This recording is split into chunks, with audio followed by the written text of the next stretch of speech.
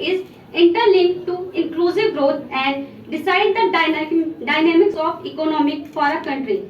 Inclusive growth refers to pace and the pattern of economic growth and the sustainability concerned with the specifications of a set of actions to be taken by present persons that will not diminish the prospectus of future persons to enjoy level of consumption, wealth, utility or welfare comparable to those enjoyed by present persons. So sustainability interferes faces with economics through the social and ecological consequence of economic activity. Here role of commerce education become very important as it sets the base of every activity involved in the country's economy. It shapes up the future of economic development for a country, especially country like India with large young populations.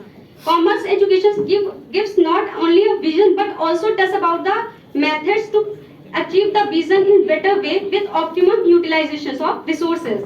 It gives an insight into trade, nature and fluctuation in market, basics of economics, fiscal policies, industrial policies, etc.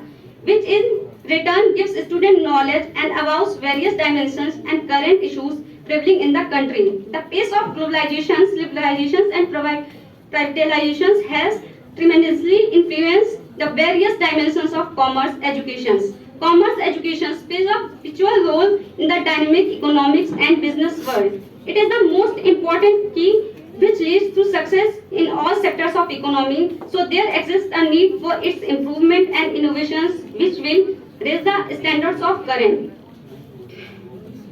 Inclusive growth and sustainability are prime and important factors driving the Indian economic in populations country like India. There should be balance between these components and to do that role of commerce education become very important. Inclusive growth implies an equitable allocations of resources